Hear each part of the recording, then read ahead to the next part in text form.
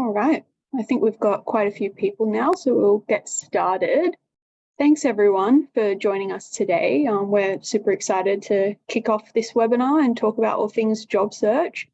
So hopefully those of you who are amidst that process of looking for work or new opportunities can really benefit from the discussion today. I'm going to hand it over to Will now, who is our careers/job search/talent genius. And he's going to take you through some strategies and techniques to help improve your job hunting. Awesome. Thank you so much, Bernie. Great to have you all with us. I guess the first thing I will do as we kick off is ask you to get social with us. So if you're on LinkedIn, I'm going to be talking about LinkedIn quite a bit today. Please use hashtag AcademyXI, tag AcademyXI, our account on LinkedIn to share any of your key takeaways from today. If you haven't already, please join our community on LinkedIn. So go to AcademyXI to our company page on there.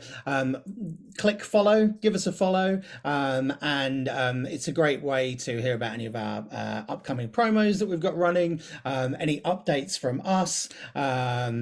We share kind of blog posts, articles, celebrate our students' wins, that kind of thing. So please jump onto LinkedIn and give us a follow if you don't already. So let's kick things off. Are you looking for job search strategies that are going to help accelerate your job search? Have you made hundreds of applications, or it feels like that you're submitting your CV and your cover letter, and you still haven't landed a job? You haven't found that gig that you're looking for.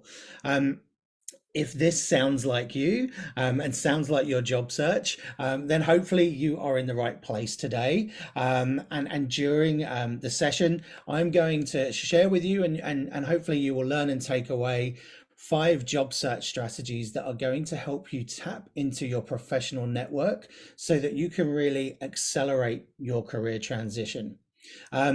So apart from that fantastic intro from Bernie, I am Will Phillips. I head up our career support and talent services team here at AcademyXI.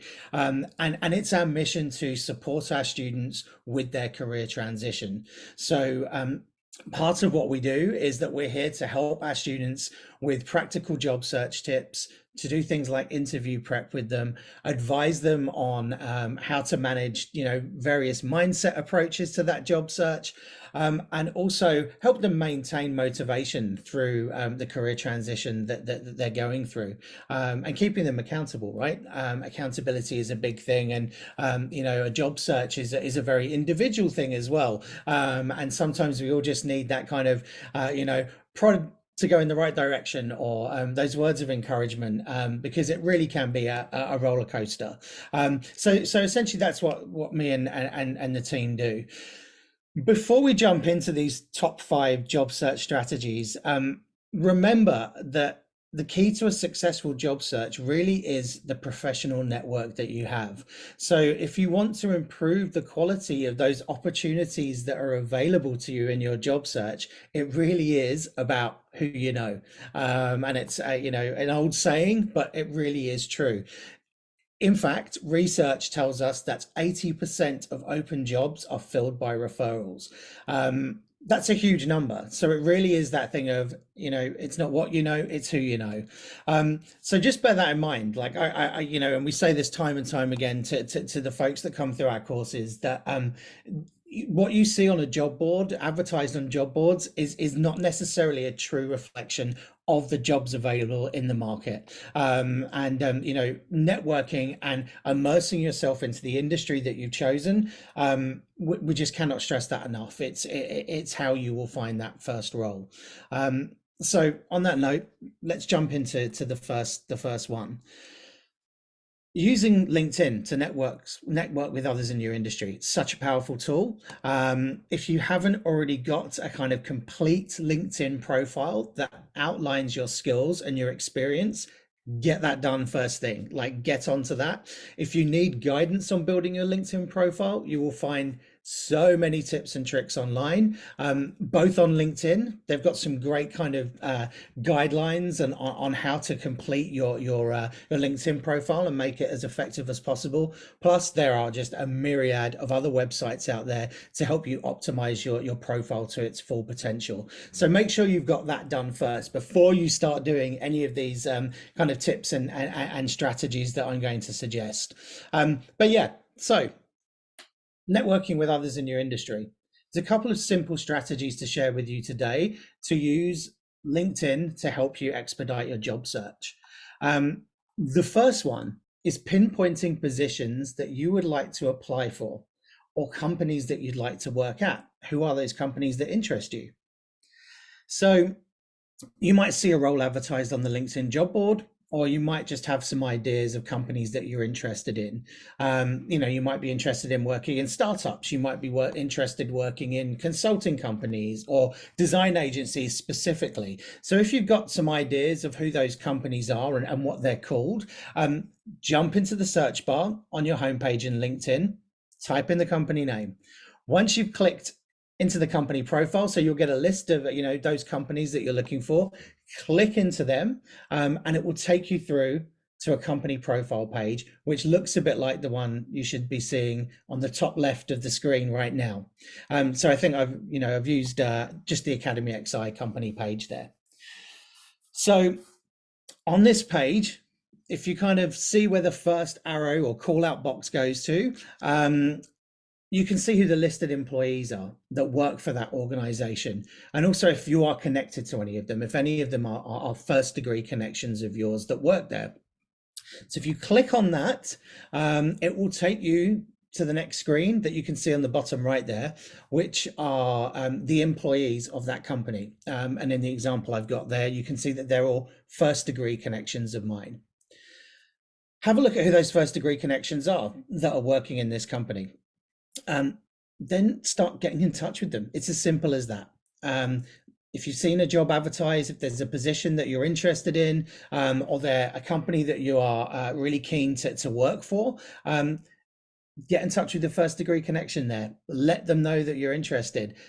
Ask them to put in a good word for you. Ask them if they can connect you with the hiring manager or the talent acquisition team or the recruiter there or the HR team, whoever it might be that's maybe kind of in a decision-making role for hiring people. You might not have first degree connections that work there. So when you click into that company page, you might only see people that are secondary connections because you aren't a first degree connection to anyone there. If that is the case, then click on one of the second degree connections. Look at their profile, see who your mutual connections are. So if they're a second degree connection, that means that you and them share a first degree connection. And so you might then look at that first degree connection and that mutual connection and ask them for an intro and say, hey, I see that Jane works at Academy XI. We're a mutual connection. Could you possibly make an introduction for me? It's as simple as that. Just take it from there. Hopefully that person will make the introduction for you, and then you can initiate a conversation with them. So pretty simple stuff to get started. So that's one way to kind of tap into that professional network that you've already got there on LinkedIn. The other thing is they might be a third degree connection. They might still be a secondary connection. You've not got that first degree, right? Let's just take it from there.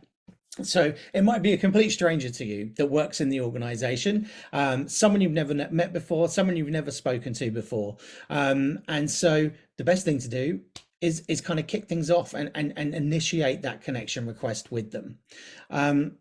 So some pretty simple steps to follow.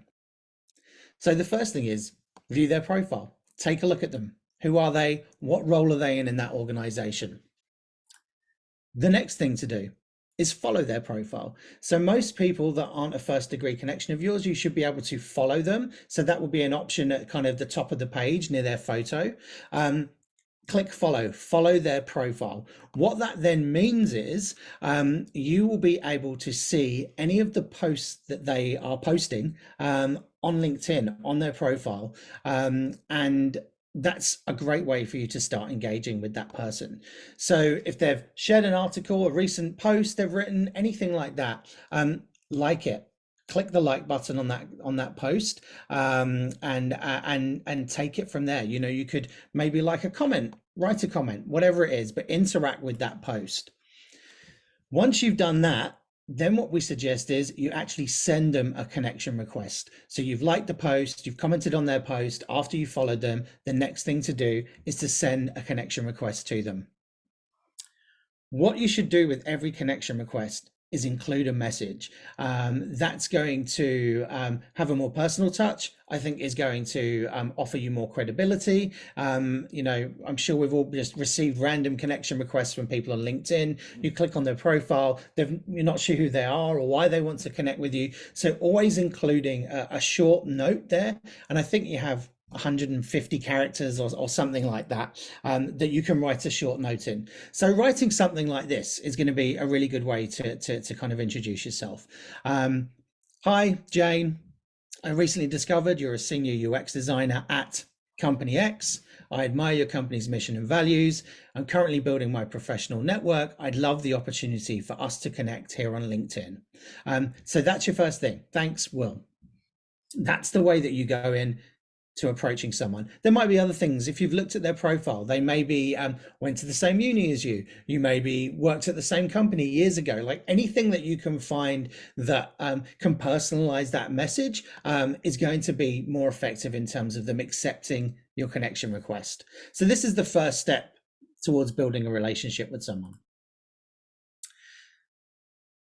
You sent that connection request. The next thing is if they accept your connection request, follow up with a thank you and say, even if they haven't sent you a message, say, thanks for accepting my connection request. You know, I'm looking forward to, you know, having you as part of my professional network. So always follow up with a thank you.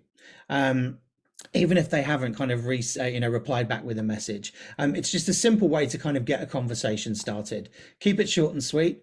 People are really busy as well, remember? So just, you know, keep it short to the point. And the example that we've got there. Thanks so much for accepting my connection request. How are you finding things here on LinkedIn? Could be a question you ask them. You've now initiated that conversation. So hopefully that two-way thing, they'll reply back to your question. They'll say, no problem, great to connect with you. Yeah, you know, I'm finding things good, whatever it might be. So you can then start to build on that relationship. It's the start of that relationship for you with them. You're expanding your network.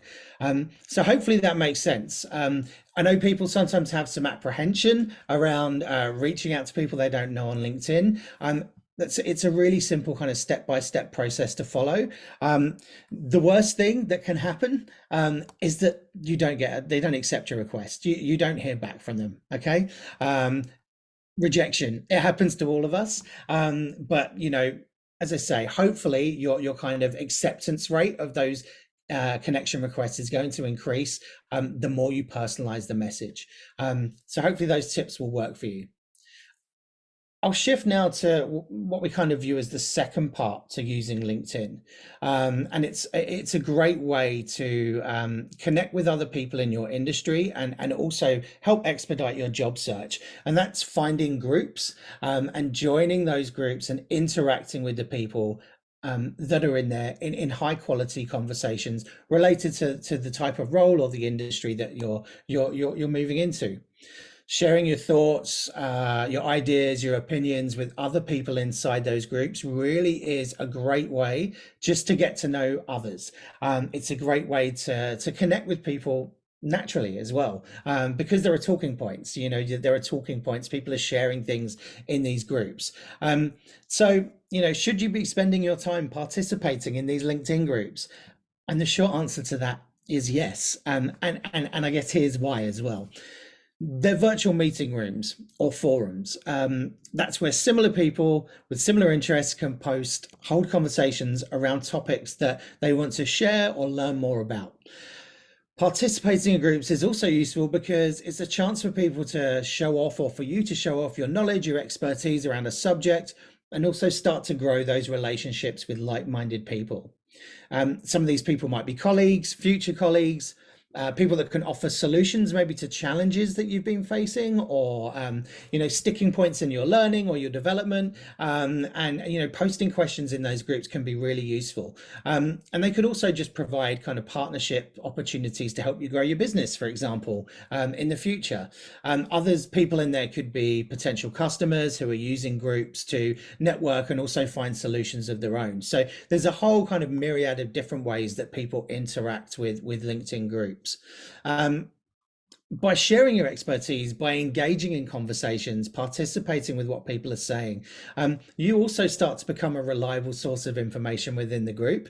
And you'll have the opportunity to build out those valuable relationships to help you to kind of, develop your career, or develop your business, whatever it might be.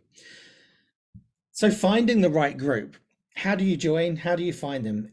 LinkedIn makes it pretty easy to do that, to find those groups that are relevant to your business, or the audience that you're trying to reach. Within LinkedIn, you can perform searches in that search feature, and you can also use keywords and filter, different words, keywords out to kind of find what you're looking for. For each group that you find in your search, you've also got the option to view who in your network belongs to those groups. So joining groups that your connections are already members of can really help nurture some of those connections that you've already made as well. Take it one step further. You could reach out to your network, and tell them and ask them what they think of the groups that they belong to. Like, hey, I'm looking at joining some groups. Has anyone got any that they can recommend? And that's another good way to kind of nurture relationships and find out groups that people are interacting with. It's also just going to help build relationships as well, and help you kind of ascertain what's the right group for you to join. There's also public groups and private groups. If they're public, all you need to do is hit the ask to join button when you find a group that you're interested in, and you'll be given access instantly. Private groups, on the other hand, require you to request an invitation from the manager of the group to get access. So might take a bit longer. They might look at your profile, see if you are a relevant person, like are you in the right kind of role to join a UX UI group or a software development group. And so that's also a reason why having a complete and full professional LinkedIn profile is really important as well, because it's going to help you gain access to some of those private groups. I think you can join up to 100 groups, but also be aware that many of them just aren't actively managed. So some are going to be more popular and people are going to be interacting with them more than others. Make sure you spend the majority of your time on the key groups that you find are managed well, and have got people kind of constantly interacting on there as well. So yeah, that's a lot there about LinkedIn groups, but really, it's a very valuable way to kind of see what's happening in the industry or the domain that you're going into, see who the major players are, see who's talking, what are people talking about. So it's super helpful for you on your job search. In terms of how you participate in a group, take time to familiarize yourself with the content that people are sharing and the types of questions that are being asked as well. Relevant content is the only way to really take advantage or full advantage of the LinkedIn group that you've joined.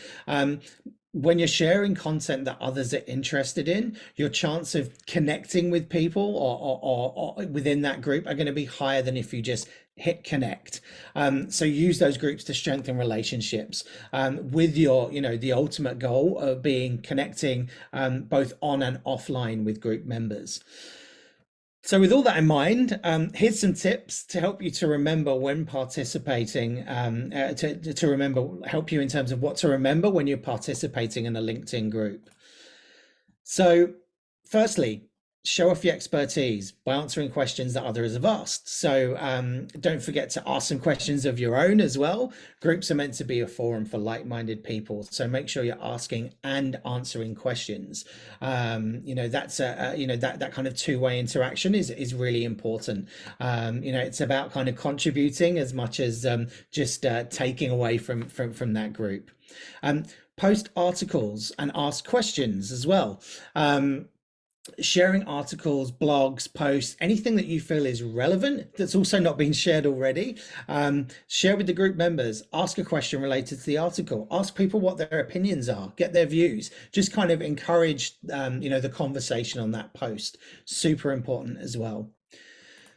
The third thing to think of is don't over promote.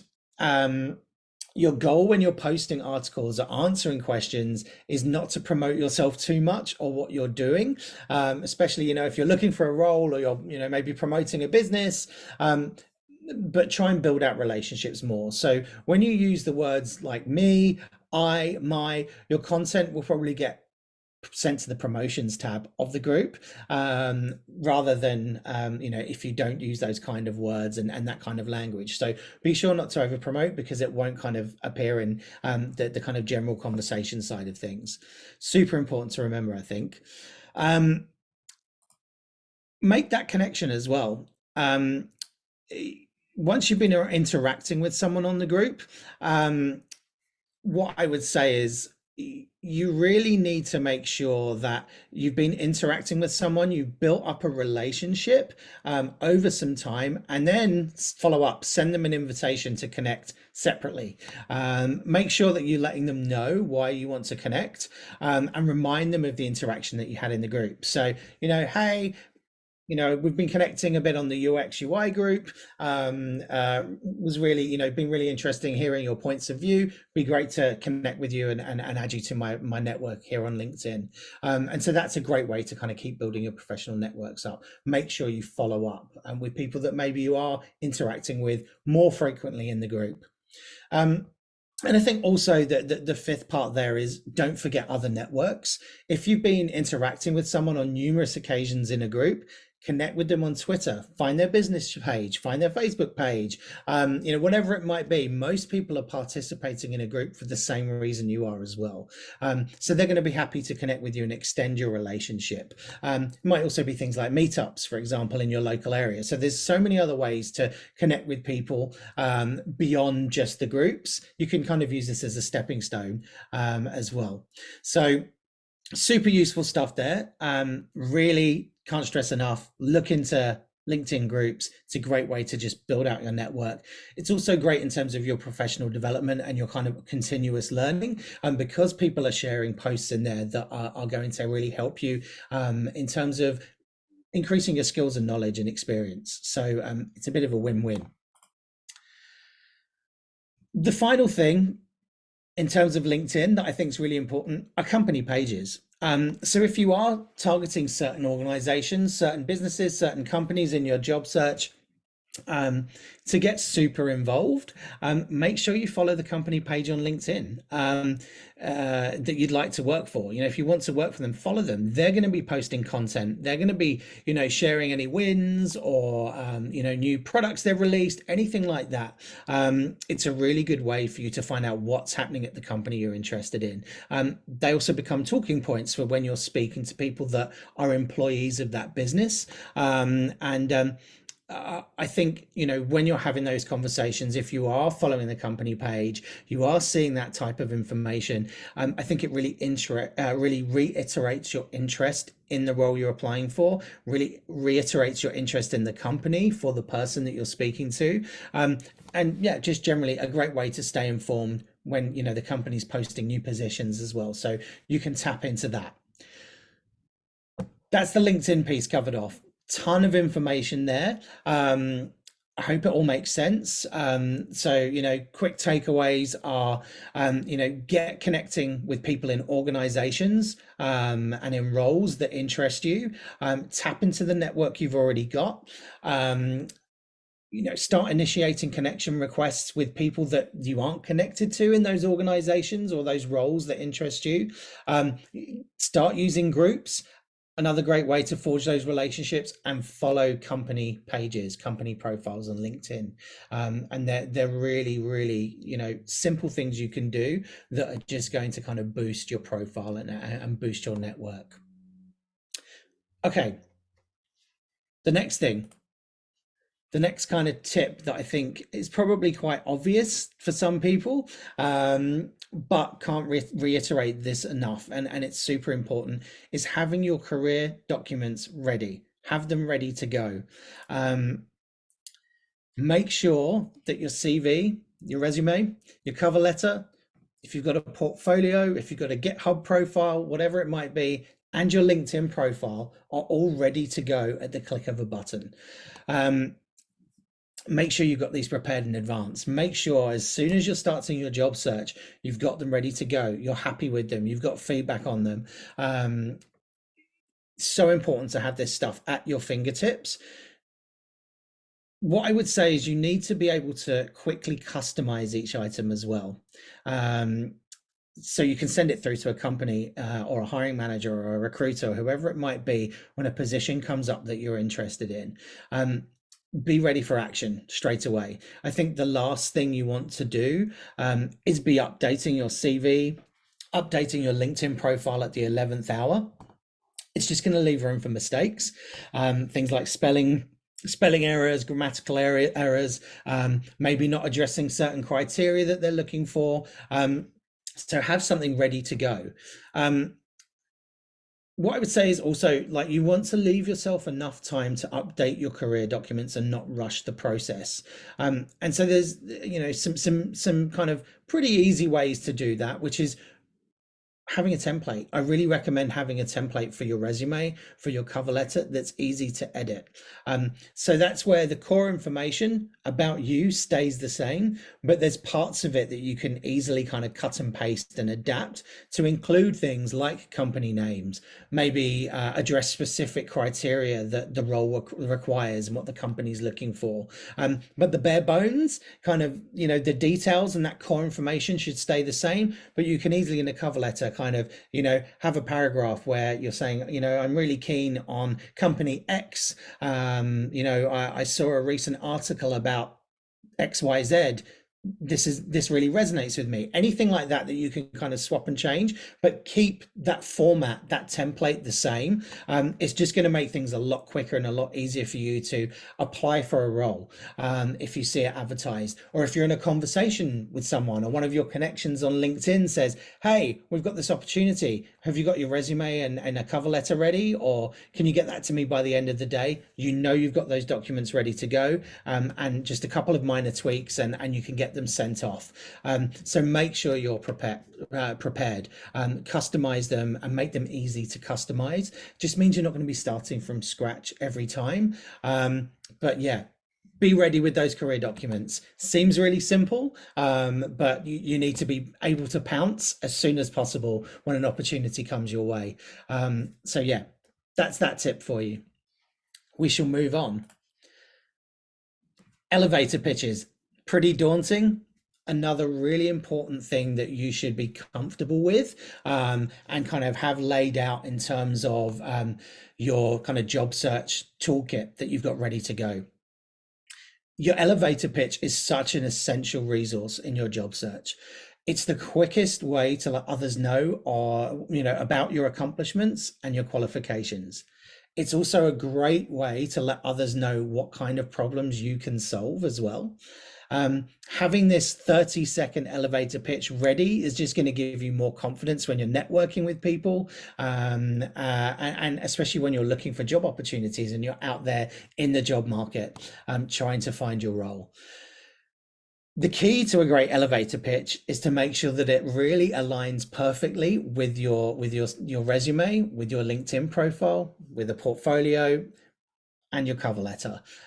Think of it as your career story. Think of it as a way to kind of, create your kind of potted narrative of who you are, and what you can offer. So hopefully I'm going to kind of break down in a few easy steps now, how to develop your career, your elevator pitch, to something that's effective, easy for you to learn, that you can roll off when you need it. Just having a career elevator pitch is just so essential for your career transition, and it should really be designed to ignite a two-sided conversation, between you and the person that you're sharing this elevator pitch with. So the first step Pretty simple. Identify who you are, and who you help in what you do. So start with a really simple statement that quickly grabs the attention of the other person and piques their interest. So I've got an example here of how I would start my elevator pitch. I'm a career transition coach, helping young professionals find a career that brings them joy and fulfillment. Pretty easy. Who I am, who I help. The next step is to identify my why. So this is really, to keep the other person engaged. Mention why you do what you do, and it's going to help you better explain your purpose and better clarify your passion and commitment to what you do. Super important there. People love people that are passionate, enthusiastic, driven and motivated in what they do. And it's also going to be one of the reasons why the person you're talking to is going to take action in the end. People want to work with people that are passionate, driven, enthusiastic, motivated. And that why is, having the why is a really great way to demonstrate that. So I might say, for step 2, one of my greatest passions is to provide meaningful and actionable career guidance to professionals that want to learn top-notch job search strategies, LinkedIn tactics, interview prep skills, and career transition approaches. So we've identified who I am, who I help, and why I do it. Okay, what's my reason for doing that? We then move on to step 3 of your pitch. This is where you need to explain what makes you unique. What makes you stand out from the crowd? What makes you different? After you've explained who you are, who you help, and why you help them, then you want to talk about what makes you so special, what makes you unique, and what makes you different. An easy way to do this is mention greatest accomplishments. You might mention some of the largest problems that you've solved or big contributions that you've made. And this is just going to help keep that momentum going and also give you some credibility as well. Here's how I'd explain this in my elevator pitch. So it's a bit similar to a professional bio, maybe. In addition to career strategy, I help my clients explore career options, enabling to move into fulfilling work. I provide actionable advice to those that are striving for more. Cool. The last part, super important, is a call to action. So your goal at the end of the conversation really should be to get the other person to take some type of action. So it could be anything. It could be like an exchange of business cards or a request to connect on LinkedIn, or better yet, an in-person meeting, a follow-up meeting. So one of my favorite ways, I think, to get the other person to take action is by just asking them a simple question. And it's going to kind of start that engagement. So for example, I might say something like, have you ever worked with a career coach before? And so this is hopefully going to be the start of a new relationship that you've started with this elevator pitch, and introducing yourself, and hopefully lead to whatever your end goal might be, whether it's, making a connection, building out your network, finding that role, selling something, whatever it might be. Hopefully this elevator pitch is gonna kind of kick off that relationship and start that conversation. So it's a really simple formula. You can see it on the screen there. The question you ask as well at the end can depend completely on who you're speaking with.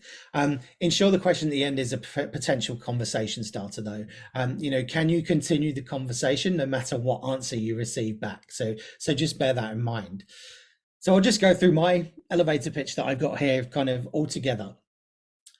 Hi, I'm Will. I'm a career transition coach, helping young professionals find a career that brings them joy and fulfillment.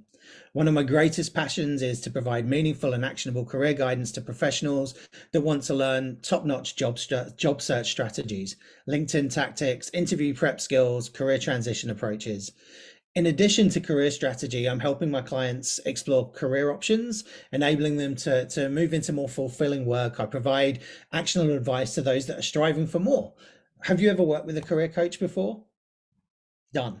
So hopefully they'll answer that and they'll go, wow, that's interesting. No, I've not worked with a career coach. Or yes, I have. And we worked on these things. So hopefully you've pitched yourself, you've said who you are, what you do, why you do it, and you've engaged them. The kind of step 5 that I've not got here is practice.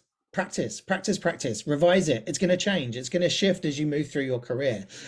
One of the best things you can do is practice your elevator pitch out loud. Don't be afraid to change your pitch. It's going to develop, it's going to change over time. The more experience you've got, you'll know what works, what doesn't work.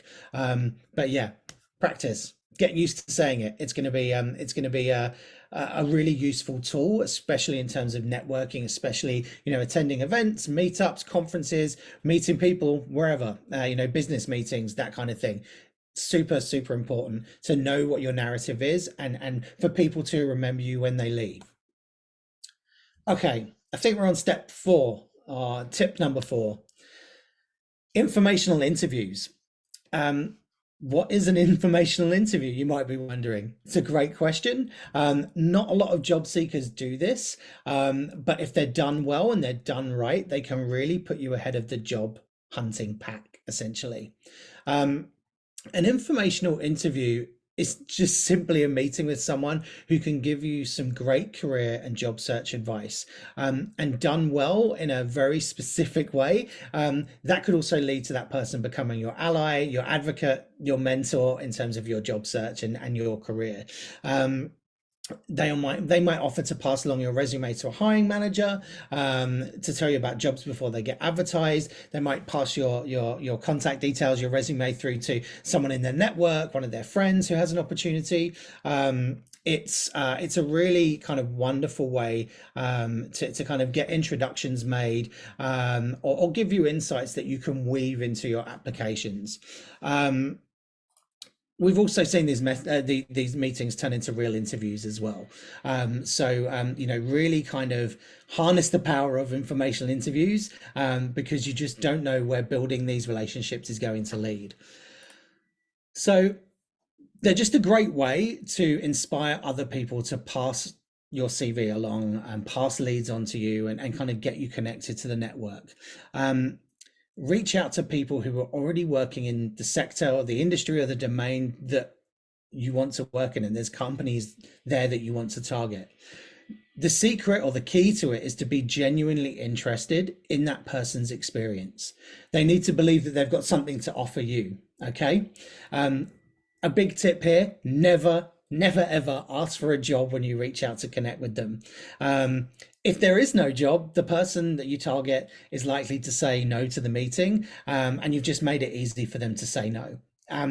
It's really about you showing enthusiasm, motivation about the career that you've chosen, about the industry, about them, and seeing them as someone that you can learn from, and get some guidance from. And you kind of respecting their experience and their skills and knowledge. So asking some specific questions is the way to go. And the purpose really is to get to know the person, get to know the industry, trends, hiring practices, their story, find out about them.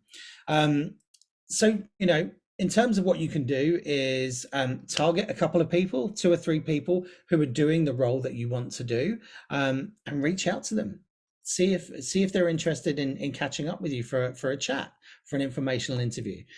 And that could be, when you have that meeting, the way that you can structure it doesn't need to be super formal. Thanks for meeting with me. I'm currently transitioning my career into the UX UI field. I'm looking for my first career opportunity in this industry. I saw from LinkedIn that, your profile, you've worked as a senior UX designer across so many different organizations. I thought you'd be a great person and well positioned to give me some advice, and I'd be super grateful to get that. I was wanting to find out some more from you about what you do, the skills that the UX UI market values, and are you happy if I can ask you some questions? I'd love to hear your insights. So pretty simple, pretty straightforward. You're on a fact-finding mission, essentially. Some questions you can ask in an informational interview, and these are just some pointers for you. What does a typical day look like? What skills do you see as in demand in the future, and why might that be? What do you enjoy about what you do? What are the real personal attributes an organization like the one you work for values? Any advice you can give me about looking for a role? What skills does this market value? What do you find most challenging? Tell me about your career path. How did you, get to where you are today?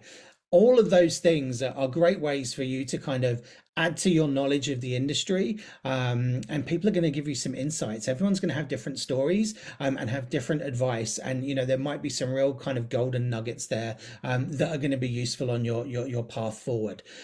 So try it out, get connecting to people, see if you can set up some informational interviews with them, take them for a coffee, make sure you pay for the coffee if it's in person, but it's a great way to forge relationships, and a great way to just show that you're also very driven and enthusiastic and passionate about the industry that you're choosing to move into. So yeah, can't recommend this enough. Meeting real life people doing the job that you're interested in, just holds so much weight. So get onto it today. Can't stress that enough. The other thing before we kind of finish that up, I think, is making sure that once you land a job, reach back out to those people that you've had an informational interviews with. Let them know you got a job offer. Pick out maybe a piece of guidance or advice that they gave you. Let them know that it helps you be successful with your career transition. So thank those people if you land a role and say, really appreciate it. I've landed a job, grateful for the advice you gave me, especially XYZ. I'll have to buy you a coffee again to say thank you. Anything like that. And once again, it's just all part of building out your professional network. The final tip that I've got for you is following up. And it's just super important, in terms of your journey as you're kind of stepping into this new career. It's a lot, right? There's a lot going on. There's a lot of conversations. You're connecting to a lot of people. There's lots of stuff happening. And you want to keep track of all those connections that you've made and all the positions you've applied for and who you followed up with and who you haven't and when you need to, so on and so forth. This is one of the best ways to fast track your job search, is kind of keeping yourself accountable and keeping a record of who you've been speaking to and where conversations are at. As recruiters and people in the industry, we're all inundated with emails, connection requests, text messages, phone calls, so on and so forth. So it's easy to forget about conversations we had last week. So what I would say is to really keep yourself at the forefront of someone's mind. Follow up within a week or two. And then don't let that be your last form of contact. Try and keep that relationship going. Now, don't be a pest. If someone says they're away, or use your personal judgment. But get in touch with someone. Try and keep that open kind of line of communication going, and keep following up. Don't just follow up to find out how a person can help you either. Make it a meaningful conversation.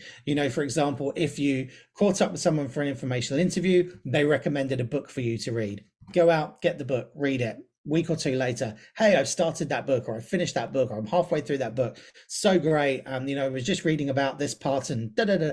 So keep those conversations going, because it's showing that you value that relationship, and they're also providing some value to you as well.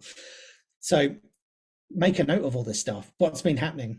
A meaningful conversation is super important. It could be something as simple as they mentioned that they had a birthday, or something that they were doing, with their family, anything like that. How did that go? Did you have a good birthday?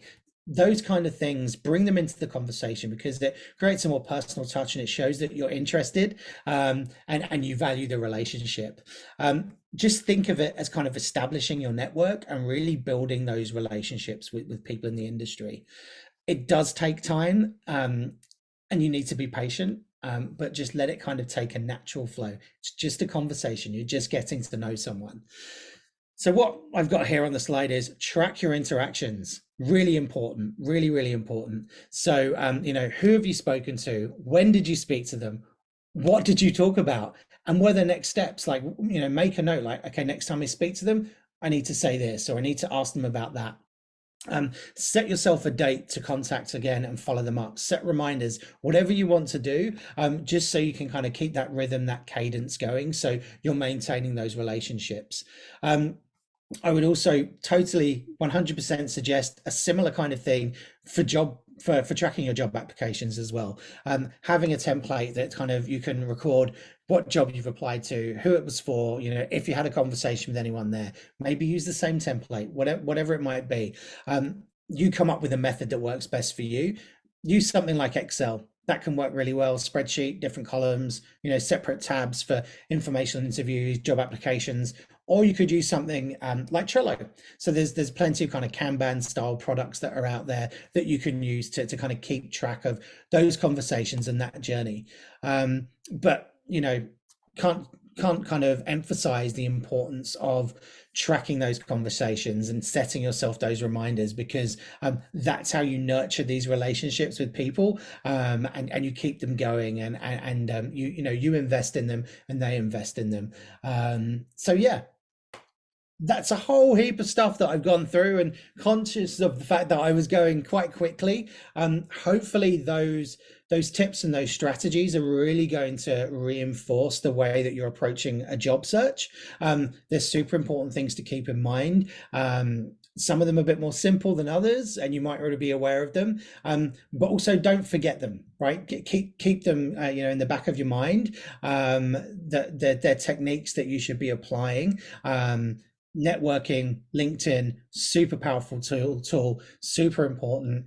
Get connecting to people, get connected to industry, because that's really how you will establish yourself in your new career transition. Thank you so much. I think we're going to jump to some questions now, if that's right. Hi, Bernie. How's it going? Yes, awesome. Thank you so much, Will. That was fantastic.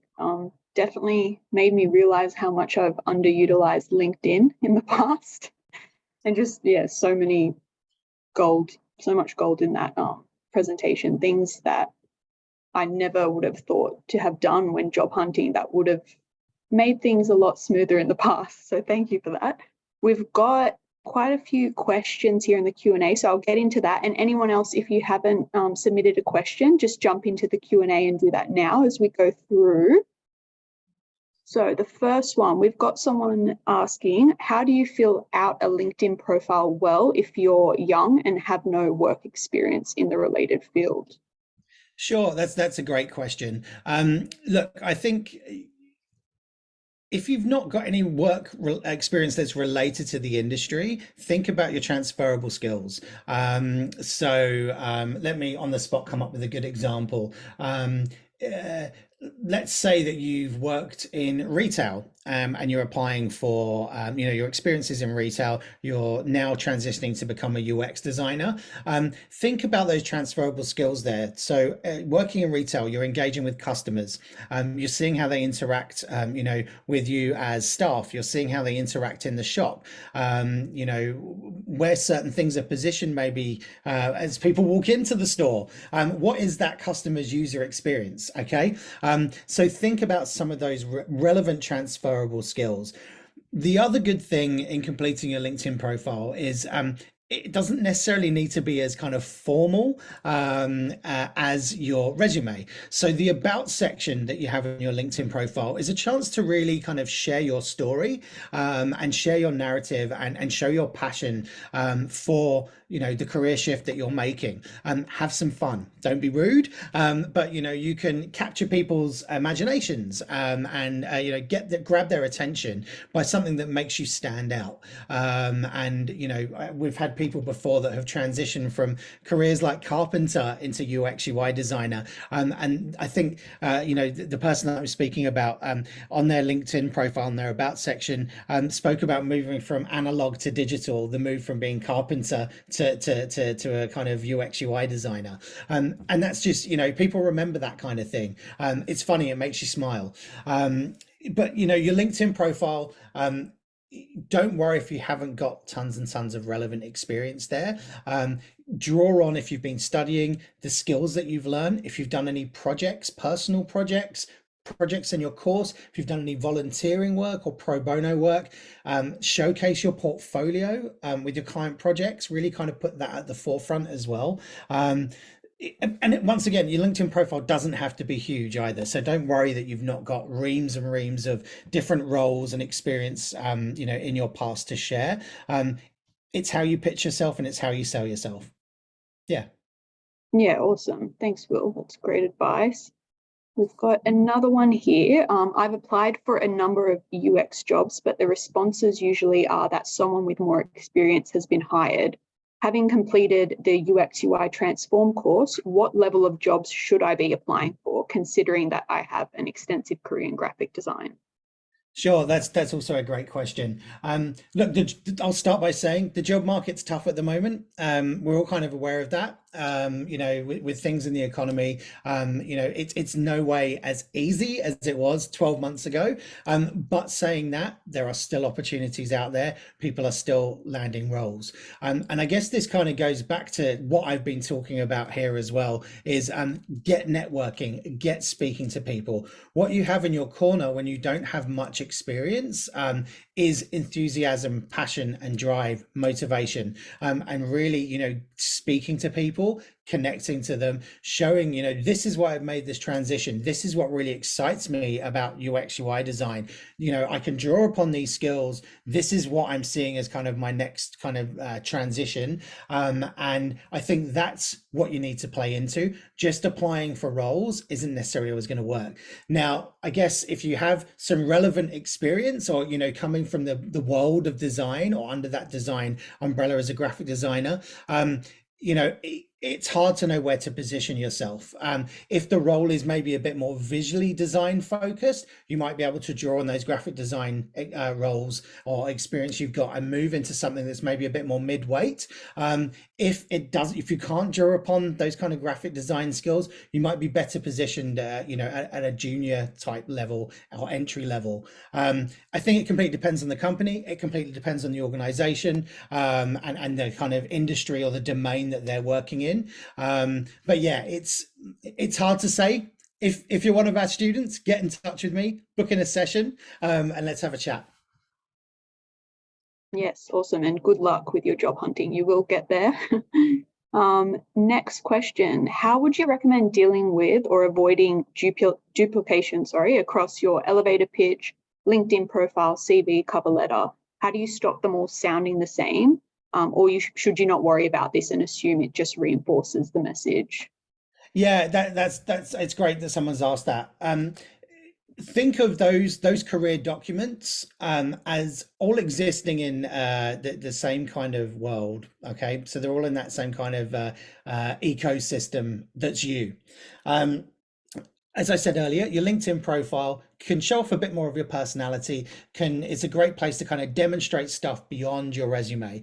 Think of your resume as like the kind of black and white facts, very to the point. This is me.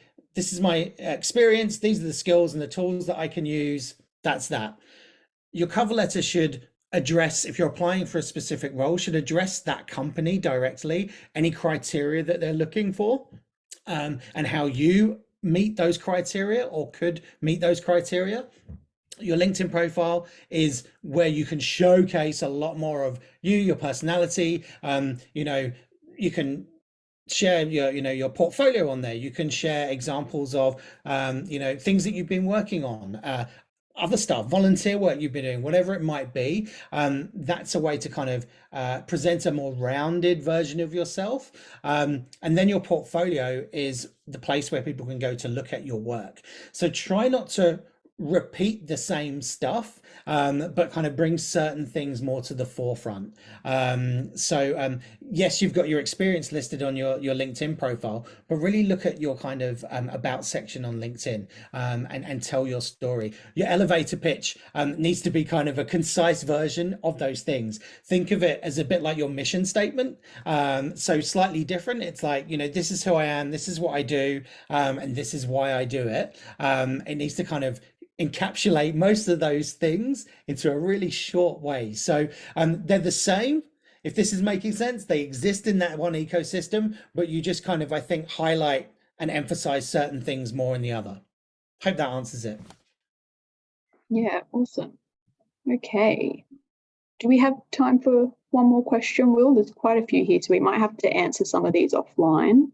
Sure, more than happy one to. more, yeah. Yeah. So we've got, what can I do in interviews to avoid overselling or underselling myself? That's a great question.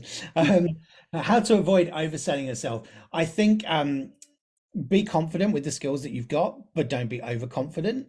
I think also, there is a fine line between being too enthusiastic and too overconfident. Um, it's a really tough one. I think if you're don't oversell yourself in terms of saying that you're able to do things that you can't do. If you aren't necessarily comfortable with, let's say, a certain framework or a certain tool or a certain aspect of the role, be honest with that. Don't kind of say, yeah, I can do that, and maybe you can 20% do it. I think what I find in interviews and where I've interviewed people and kind of interviewed myself is present you and be happy and comfortable with admitting that you don't know how to do something, because if you kind of pretend or fumble an answer, it's not going to look great. Employers want you to be honest, they want you to be truthful, and saying that you don't know how to do something is completely fine. It's how you handle that in the interview. So if you're asked, hey, have you ever worked with SQL before, and you might kind of say, well, a little bit, I kind of know what it is, and you fumble that answer. Say, no, I haven't actually, but I'd love to have the opportunity to learn more about working in SQL. And if you've got any information, or you can suggest somewhere for me to get started to learn about that or read up on it, I'd love to hear, and I can go away and do that, because you're showing that you've got strengths and weaknesses, you've got gaps in your skills. You're also showing that by asking that, can you show me, can you tell me where I can learn more, you're showing that you've got that hunger and that passion to learn and continuously develop. So I think, underselling, overselling, I think it comes down to mindset, right? And I think it also comes down to practice, knowing what hits in an interview and knowing what might not hit in an interview, and that comes down to practice as well, for sure. Yeah, awesome. Sorry we couldn't answer everyone's questions, but those of you who are in career support at the moment, definitely contact Will with these questions, or contact us offline. Yeah. And also feel free to connect with me on LinkedIn if you're not one of our alumni or one of our current students, and you've tuned in today. Please feel free to connect with me on LinkedIn and ask me any questions there, and I will come back to you as soon as I can. Yeah, awesome. Okay, I think we'll hand it over to Miles next.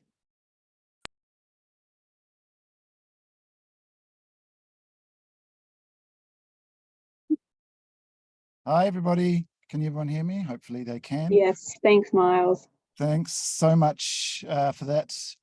So look, I just wanted to introduce myself. I'm Miles. I'm a course and careers consultant at Academy XI, and I'm sure you got some really good value from my colleague Will today, drawing on his extensive experience in digital recruitment and placement. If you are looking for or wanting to transition into a digital career and want to receive additional coaching and support from Will and his team, we've actually got a few intakes coming up in June for some of the courses mentioned on the slide there. So we've got UX, UI design transform course, software engineering transform course, front end web development course, transform course, graphic design transform course, and also a data analytics transform course. So as you may already know, since 2016, Academy XI has been helping thousands of students access digital careers. And with our exceptional career support program, has successfully placed 97% plus of our graduates into various digital roles. In fact, actually Will and his amazing team achieved a perfect 100% placement rate last quarter. So it's amazing. And to further just reduce the risk for our students, we also provide an Academy XI job guarantee for the transform courses as well. So in case you don't secure a role within 180 days, we've actually got you covered there. So what we do is we provide additional courses of your choice free of charge to make sure you're even more attractive to employers, and also provide additional career support until you secure a role as well. So look, I'm here to answer any questions or talk about the courses, and I can spend some time chatting to you if you are interested in looking at one of these intakes as well. So if you are interested, a couple of options. You can either pop your name and email in the Q&A chat there, and just a kind of a note of what area you're looking into, or feel free to email me on the email on the screen there, or give me a call. I'm happy to chat about what we've got on offer and how we can help. And I hope to hear from you soon.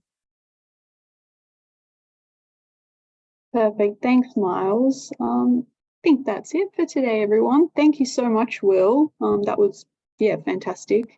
I'm sure everyone's going to walk away with a whole new mindset about job search now. And everyone, don't fret, it is being recorded. I know I saw a few questions about that, so we'll send through the recording probably in the next day or two. Yeah, thank you. Thanks, everyone. Take care. Bye.